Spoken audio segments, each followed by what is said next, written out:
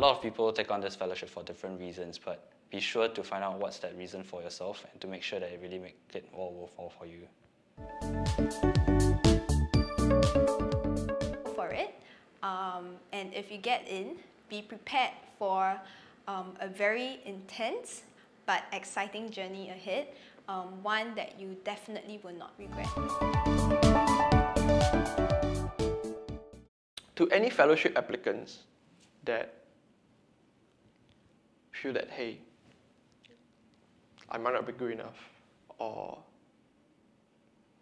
I might not have the relevant experience, I would say that you wouldn't know until you apply for it.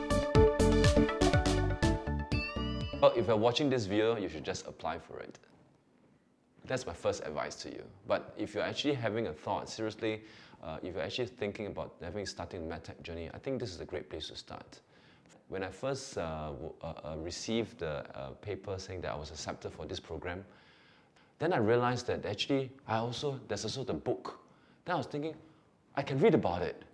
But when I went over there and I see the environment itself, I was like, God, this is not going to be duplicated in a book.